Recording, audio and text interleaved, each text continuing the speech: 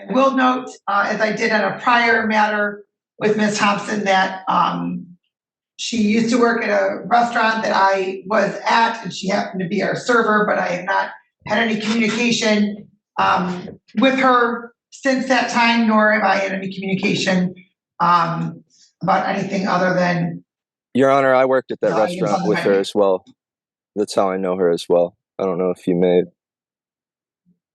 Okay, Mr. Miller, can you please stop interrupting me? I'll get to that in just one moment.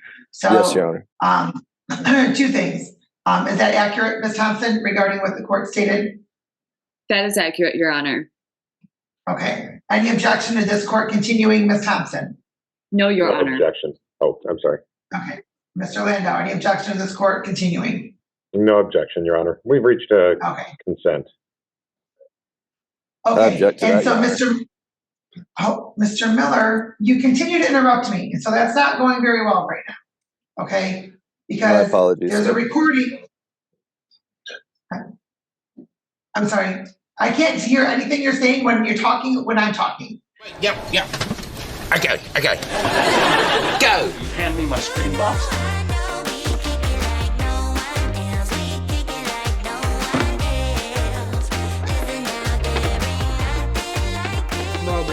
Now go freak. On the record in the matter of Source Realty Management Group versus Allison Thompson, 2400909. And counsel, your appearance, please. Mark Landau on behalf of plaintiff. Okay, Ms. Thompson, your name, please. Allison Thompson. Okay, you're very quiet and I wasn't picking all that up. Can you please try that again? Allison Thompson. Okay, yes, that was. Your Honor, Corbin Miller Preston as well. Hold on, sir. I was getting to that in just one moment. Oh, I apologize. No, you're good. Can you spell your first name for the record, sir? Charlie Oscar Romeo, Bravo, India, November. Oh, okay. Well, that's an interesting way to spell it, but okay. Corbin. Okay, thank you. And your last name is Miller? Correct, Your Honor. Okay. All right. And counsel, you have only Ms. Thompson's name on here. I will note, as I did on a prior matter with Ms. Thompson, that she used to work at a restaurant that I was at, and she happened to be our server, but I have not had any communication with her since that time, nor have I had any communication about anything other than. Your Honor, I worked at that restaurant with her as well. That's how I know her as well. I don't know if you may. Okay, Mr. Miller, can you please stop interrupting me? I'll get to that in just one moment. So, yes, Your Honor. Two things. Is that accurate, Ms. Thompson, regarding what the court stated? That is accurate, Your Honor. Okay. Any objection to this court continuing, Ms. Thompson? No, Your Honor. Objection. Oh, I'm sorry. Okay. Mr. Landau, any objection to this court continuing? No objection, Your Honor. We've reached a consent. Okay. I object to and that, so, Mr. Miller, you continue to interrupt me, and so that's not going very well right now. Okay, because there's a recording. I'm sorry, I can't hear anything you're saying when you're talking. When I'm talking, there is a recording that is being made for the record, so it can only record one person at a time.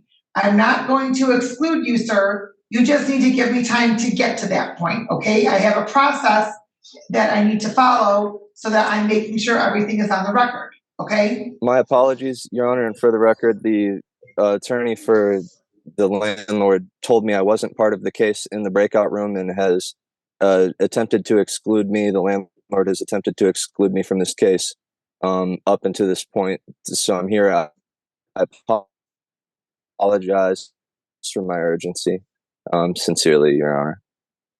Okay, so I believe you stated that you object to this court continuing? I did not, Your Honor. I'm not a lawyer. Oh. I'm not trained in okay. proper terminology. I apologize. Okay, that's okay. So, Mr. Landau, Mr. Miller is here on Zoom. He's not listed in the complaint. Do you have an all other occupants? Does Mr. Miller live at the premises? Yes, all Yes. other occupants is listed in the complaint. I did not exclude Mr. Miller from the conversation. But he's not a leaseholder. So my discussions with the two of them primarily focused on Ms. Thompson and not on Mr. Miller, but I did involve Mr. Miller in the conversation. Okay, so there's been a consent judgment reached with both parties, counsel? Well, there's been a consent judgment reached with Ms. Thompson. She's actually already vacated the rental premises, and she is the leaseholder. Mr. Miller moved into the rental premises. I don't know if it's with the landlord's permission or if it was without the landlord's permission, but it doesn't really matter from a legal standpoint. But he is continuing to reside there after the termination of the tenancy. And we are only seeking the entry of a judgment that gives, essentially it's Mr. Miller at this point, the statutory 10 days to vacate the apartment. So we do have a consent with Ms. Thompson. I don't think that we need, in fact, I'm certain we don't need Mr. Miller's consent. He's not a named party. He is merely an occupant. There is, pardon me, Mr. Miller, you will have that opportunity to speak. And pursuant to Michigan law, and I can cite the court case specifically, Mr. Miller does not have any right, title, or interest in the property. He doesn't even have any lockout rights if he were to be locked out. And the court case that I can cite to the court is Nelson versus Graves. It's a 1995 case at 209 Mishap 661. I mean, I did speak to Mr. Miller about the fact that he's got to vacate in the statutory 10 days, but I do not specifically have his consent. Okay. And I'm sorry, counsel, you said it was Nelson versus what? I couldn't understand the last name. Nelson versus Grays, Grays. Okay. All right. Thank you. Basically, it says, Okay. Your Honor, that, oh, I'm sorry. Mr. Miller? Yes, Your Honor. Okay, I do you have were a few served with a notice. Things to say. Okay, just one moment. You were served with a course. notice to quit, correct? I was not formally served that notice. Allison Thompson told me about it, and then I found it in front of the door. So I wasn't. It wasn't signed. So doesn't I need to be can't signed, remember the sir. exact date. Right. No, I can't remember the exact date that I found the notice to quit or that it was provided to me. But I just wanted to provide some evidence as to why I hadn't left. The retaliation that I faced from the landlord. And I wanted to file for a motion for adjournment at least, or potentially a motion to dismiss the case altogether if the other parties agree, which I don't believe they will. But I do have evidence I can provide supporting, and I was informed to provide you guys with MCL 600.2918. It provides as follows. Any person who is ejected or put out of any lands or tenements in a forcible or unlawful manner, or being out is afterwards held and kept out by force, is entitled to recover 3 times the amount of for actual damages, in addition to recovering possession. Any tenant in possession of the premises whose possessory interest has been unlawfully interfered with by the owner is entitled to recover the amount of his or her actual damages, or $200, or whichever is greater, for each occurrence of, and if possession has been lost to recover possession again. Unlawful interference with possessory interest includes one or more of the following: use or of threat of force, removal, retention, or destruction of personal property by the possessor, or of possessor, my apologies, and changing, altering, or adding to the locks or other security devices on the property without immediately providing keys or other, my apologies, without immediately providing keys or other unlocking devices to the person in possession. And I'm citing these because these were violated. Boarding the premises that prevents or deters entry, and causing by action or omission the termination or interruption of a service procured by the tenant or the landlord. So many of those things were violated, and Hold on, Mr. Miller. I'd be happy Hold to on, provide Mr. Miller. evidence. Mr. Miller, tell me what was violated. Were the locks changed? Yes. Who changed the locks? Allison Thompson was informed to do so by the landlord after she told them that Hold on, sir. I was in Hold the on. apartment. Hold There's on, two sir. attempts. Sir, hold on, sir. Yes, Your Honor. I apologize. That didn't answer my question. Who changed the locks? There was two occasions where locks were changed. On one occasion, Allison Thompson changed the locks. On the other occasion, the landlord came to change the locks. I called the police to interrupt that. The police required them to give me a key to the premises and inform them to stop harassing me, essentially. Okay, so Ms. Thompson changed the locks. Okay, let me just clarify, sir. Ms. Thompson has resided at that apartment for how long? I'm not completely aware. At the time that she changed the locks, I had been at the apartment for over a month and a half. Okay, that wasn't my question, sir. Please answer my question only, okay? Yes, Your Honor. I'm not aware of that time. Okay, so Ms. Thompson resided at the apartment, and then at some point, she moved you in, correct? Correct, Your Honor. Okay, so when you moved in, was there any sort of discussion regarding any length of time or anything? Yes. So she said I could live there indefinitely with her. She said it would be $500 a month. I would pay it on the 31st of March, and that we could continue from there. However, we didn't even reach that point. I'd moved in on I believe it was, or actually, I apologize, 31st of April. I don't have the paperwork in front of me, so a lot on my mind. I apologize, but 31st of April is correct for the original verbal agreement that we had. She had tried to move me out by changing the locks, by removing all my items from the apartment. Sir, hold on. This is. Hold on. I apologize. There's no April 31st. There's no April 31st. So, but it's my understanding. What do you mean April 31st? Or sorry, it was the end of April. It was the last day of April. She said before, no later than the last day of April, not May 1st, not May 2nd. Has to be the last day of April. I apologize. Okay. So you're missing out. I think you're missing a few key things. I think that weren't the police called a couple times there for some disturbances. Yes. So she attempted to hit me on several occasions. She was using cocaine and was aggravated. And I called the police to basically draw a line in the sand. Like, I will not be hit. It doesn't matter if you're my landlord, or it doesn't matter if I'm living at your place. Sir, Mr. Miller, please. Yes. You're going way beyond some of the questions I'm asking. Okay. So the police were called. Ms. Thompson, didn't Ms. Thompson ask you to move out? Yes, of course.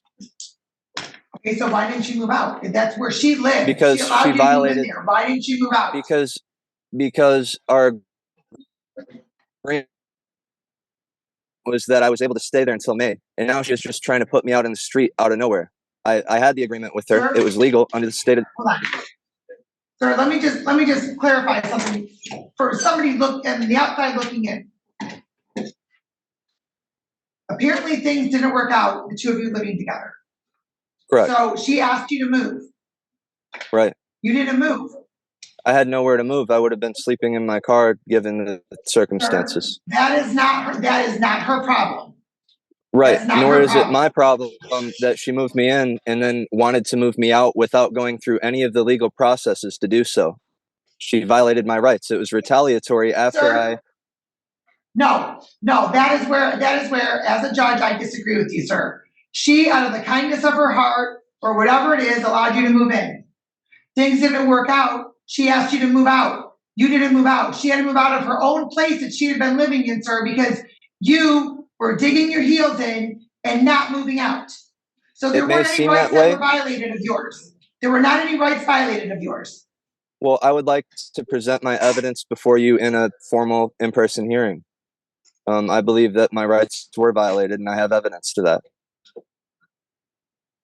And I'd like to present that Sir, to you. what evidence do you have that the landlord violated your rights? Not Ms. Thompson.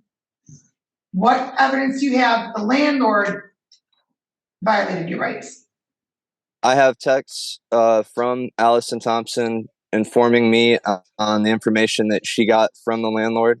I can't subpoena evidence from Allison Thompson, but she has those texts, all the information showing that the landlord was informing her on what to do to me, as well as Sir, videos from the landlord being in the apartment. I have the police reports with the body camera footage and the reports of everything that happened on those days when the police were there with the landlord present. And I have that's it. I have the videos, the police reports, as well as text messages, as well as Allison Thompson does have more information, as well as the landlord, if they were required to provide it. all right, Mr. Landau, your position is that Mr. Miller doesn't have any standing at all? That is correct, Your Honor, and I've been waiting patiently to chime in about this.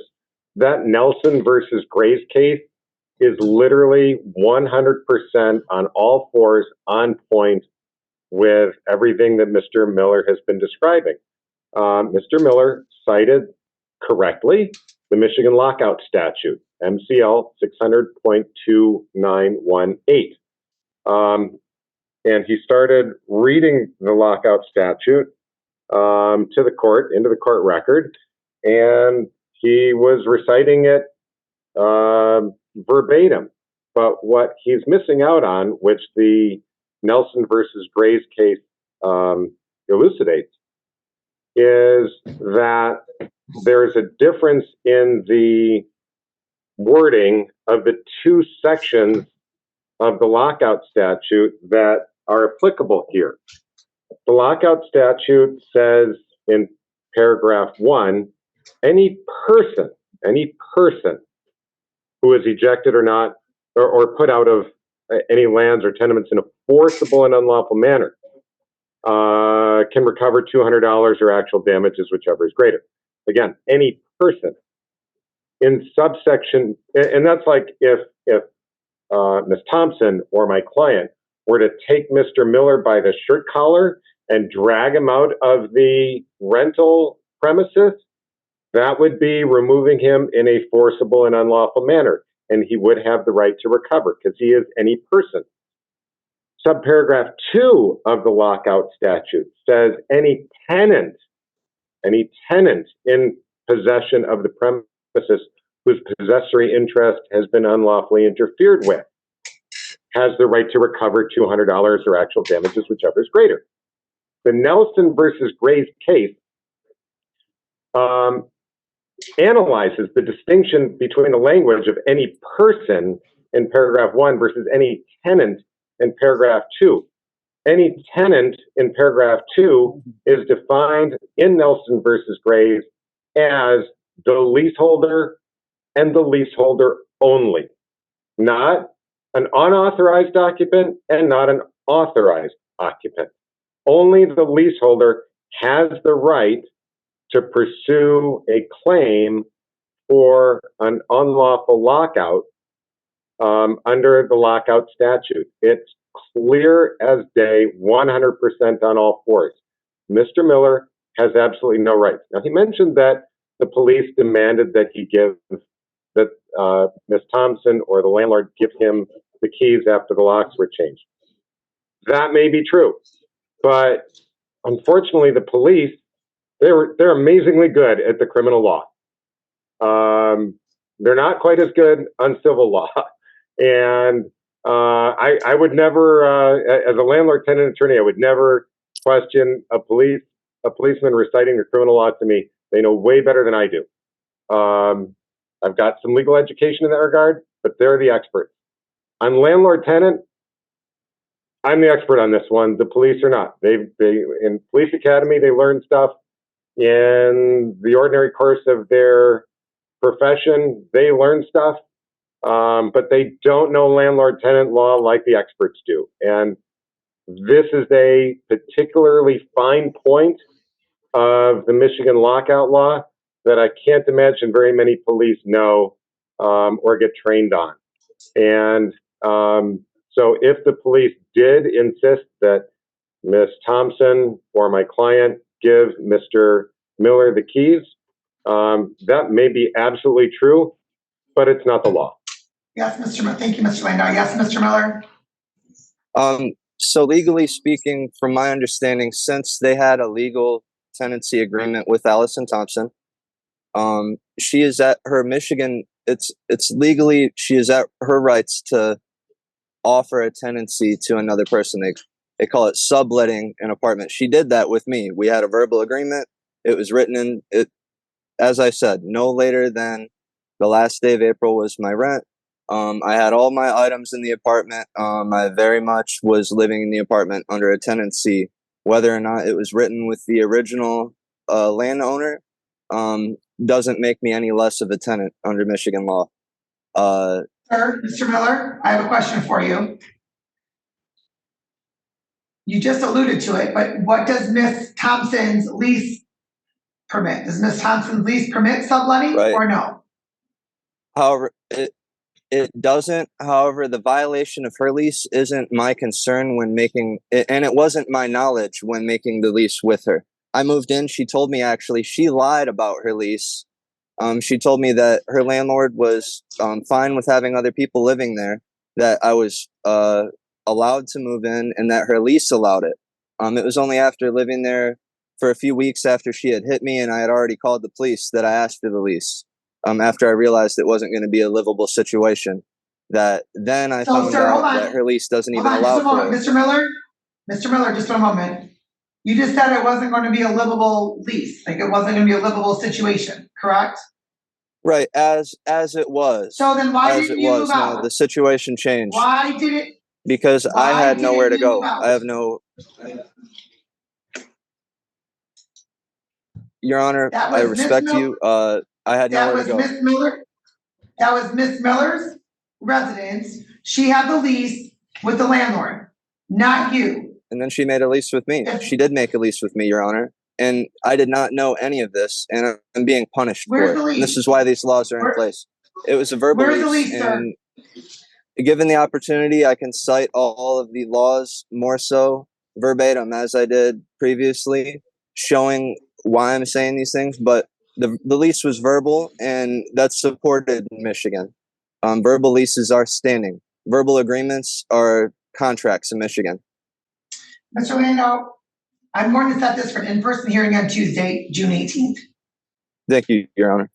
Your Honor, what is the issue of law or fact that the court is concerned about here? Well, first of all, I don't have an opportunity to review the case that you just cited. So I'd like to have an opportunity to review the case so that I can rule accordingly on June 18th, because Mr. Miller is stating that he's a lawful tenant and as other occupants. And so I would like to review the case law and give Mr. Miller an opportunity to present his argument and the evidence that he claims he has. Ms. Thompson can also present any evidence that she has as well. So I'm only adjourning this 1 week so that we can have an in-person hearing, and then the court can render its judgment. Judge, I respect the court's decision in that regard. However, the issues about whether either my client or Ms. Thompson violated the lockout law wouldn't change the fact that a lawful 30-day notice was sent and that the occupants, whether it's Ms. Thompson or Mr. Miller or anybody else, failed to vacate the property. And thus a court case was started after that termination notice expired. That is a different issue than the lockout that Mr. Miller seems to want to pursue here. So I don't think that issue is relevant to the inquiry, and we believe that there is no triable issue of fact for the court to have an in-person hearing. We would respectfully request that the court grant the judgment in this case. If Mr. Miller wants to file a separate case against my client, against Ms. Thompson, he's got that right, but it's not relevant to the termination of the tenancy. It was done by a 30-day notice. Okay, Mr. Miller, your response to that, I saw your hand up. Yes, Your Honor. I'm just reading my notes here. A tenant, by definition, means a person who occupies a rental unit for residential purposes with the landlord's consent for an agreed upon consideration. Now, I had a landlord agreement with Allison Thompson, who had another landlord agreement with the landlord. I already went over Sir, that. hold on. Mr. Miller, Mr. Miller, I'm not looking to see what a definition of a tenant is or anything like that right now. Mr. Landau is stating that your claim for violation of the lockout statute is separate from his request for the tenancy to be terminated. Right. And would like this court to issue a judgment today. And if you would like to pursue your claim of a lockout statute violation, then you can do so in a different forum, but not. That's not my claim. Necessarily. Excuse me. I apologize, Your Honor. Not necessarily as a condition of this court determining whether or not the tenancy should be terminated. So, as to whether or not this court, keeping the lockout statute aside, as to whether or not this court, why should this court not enter a judgment terminating the tenancy? What legal basis do you have, sir? The legal basis I have is that my tenant rights were violated, and as such, I'm going to present my evidence to that case. It's regarding the eviction isn't valid because they violated those rights, and it's all stated in the codes that I have, and I'll provide to you in the in-person hearing. It's actually in the code that I cited. I'll read it again. It says that I will retain property. You do not need to read it again. You don't need to read it again. You're stating that your rights were violated. Yes.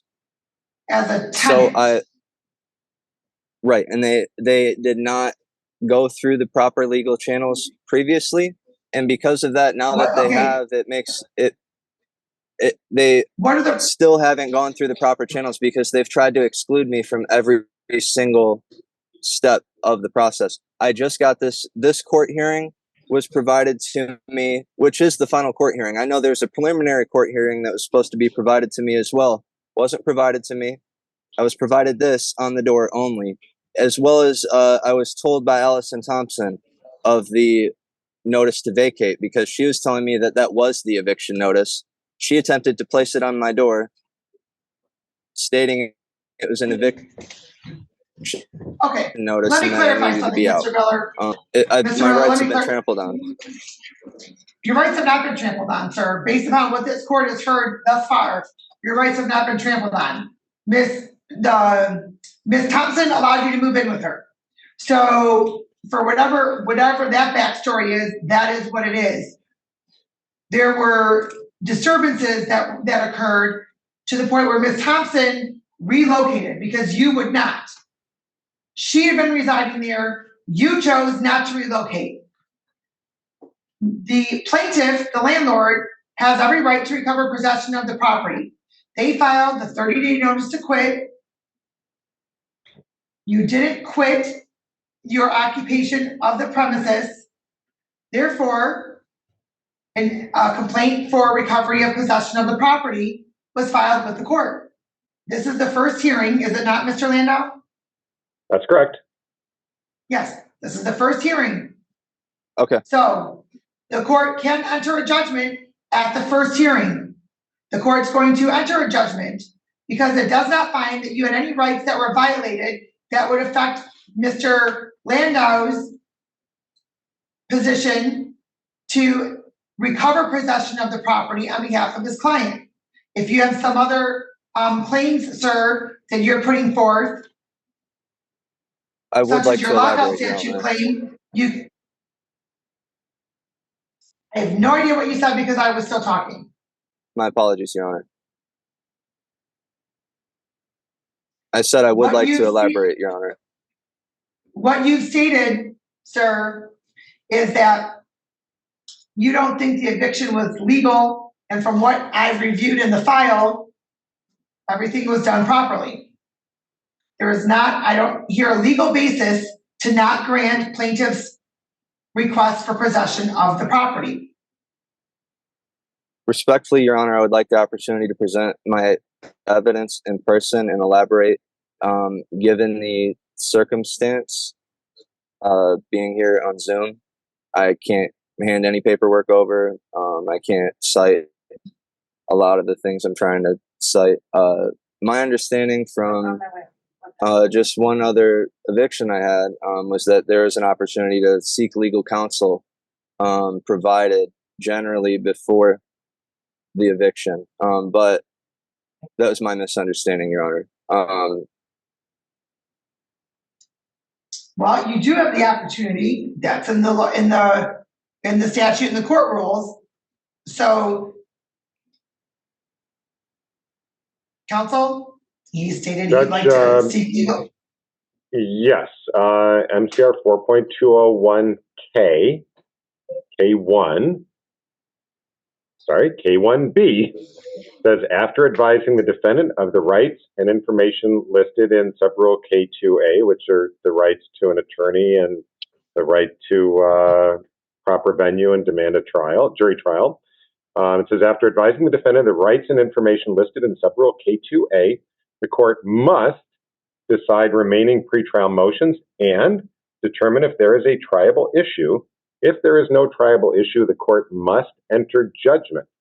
The court has already done that.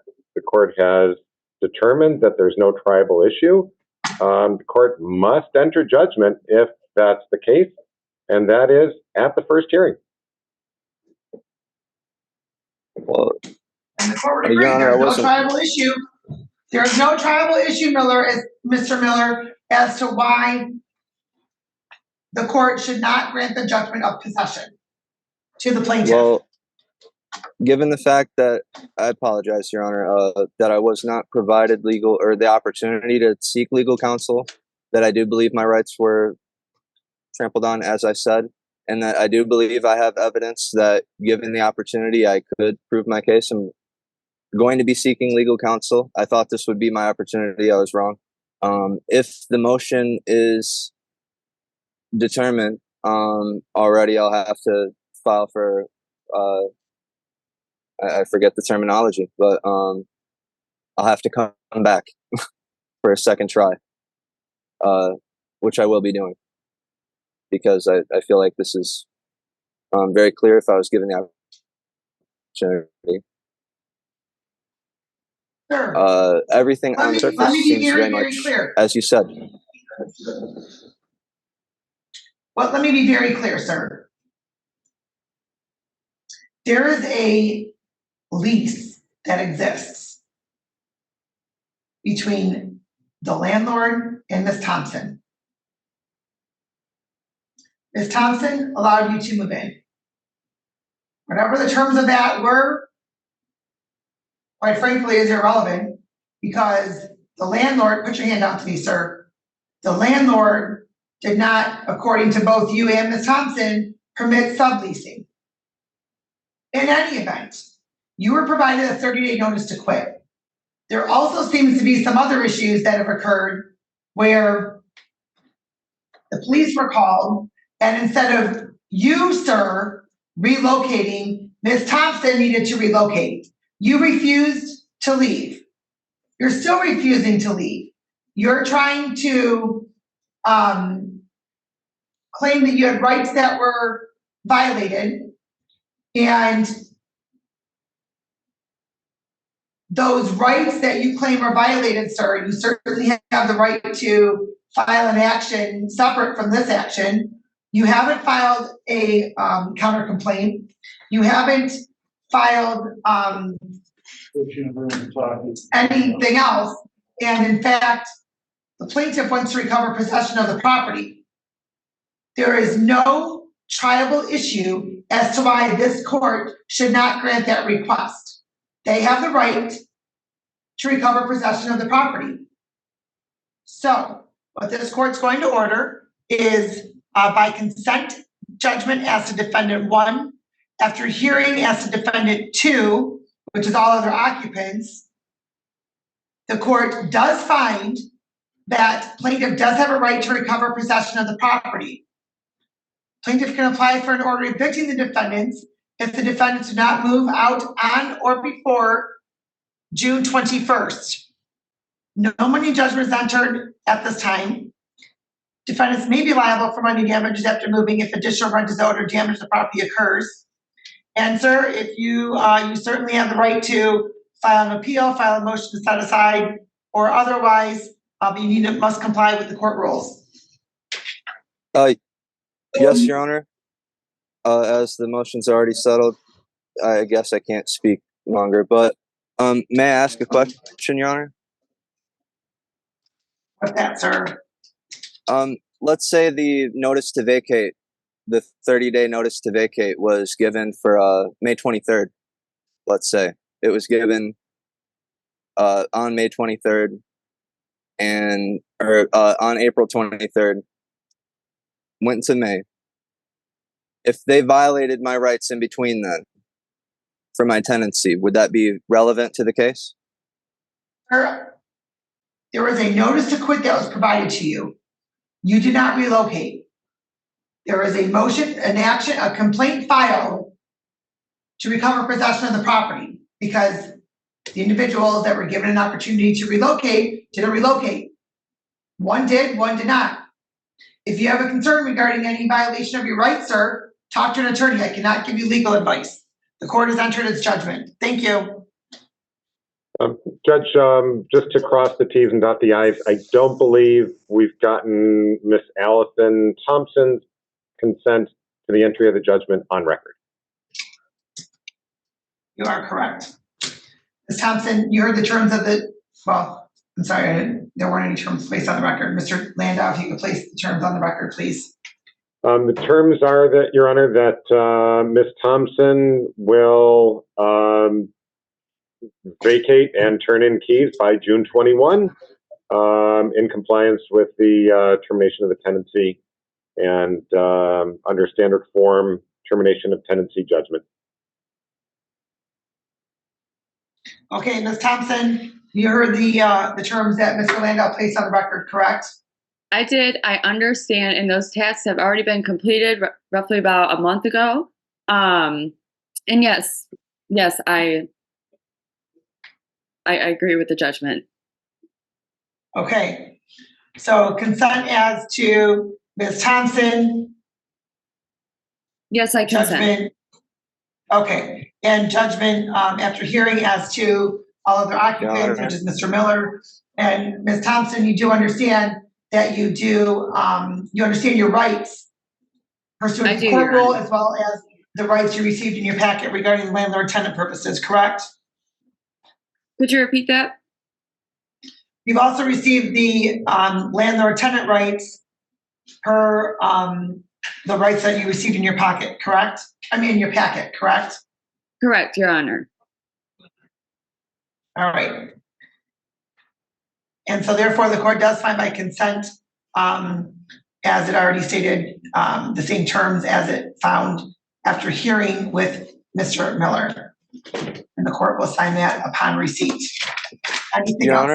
Honor, respectfully, Yes, your sir. decision is respectfully. Previously, you said that you were going to adjourn the case until the 18th. That decision was based on the fact that you had to review the legal case, the things that not only myself but the attorney for the landlord cited. However, then he elaborated on that same citation, upon which you made a ruling without reviewing that citation. When I disputed his citation, you didn't review his citation, you just agreed with his dispute. And I'm going to be mentioning that in my, appeal is the word, but Mr. Miller, I can't you can imagine there's mention any way anything you to like. reverse the judgment. No, Mr. Miller. No. Mr. Miller, you can mention anything you like in your appeal. What Mr. Landau did is he objected to this court setting it for an in-person hearing because the basis of which he wanted to know what the triable issue of fact was. And he was correct. There wasn't a triable issue of fact.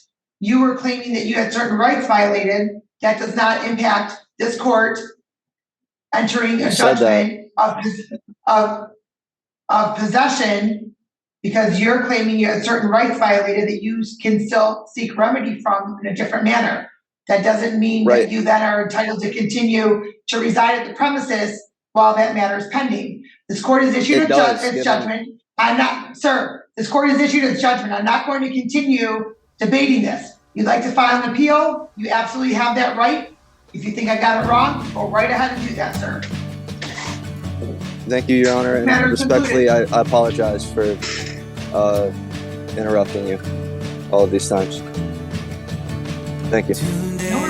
No worries. Have a good day. Are you kidding me? Oh my God. You have got to be kidding me. What? What is going on today? This is a joke. This is a joke. Today is an absolute joke. We need an interpreter. I need an interpreter when I cannot express myself sometimes. Joke.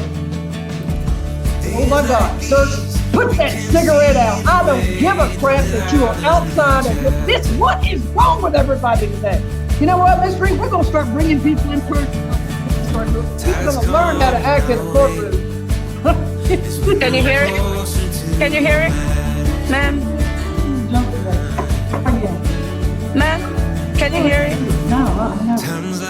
Okay. I have no patience for that. And trust me, out of the day, I'm sitting up here, I'm the one that needs a drink.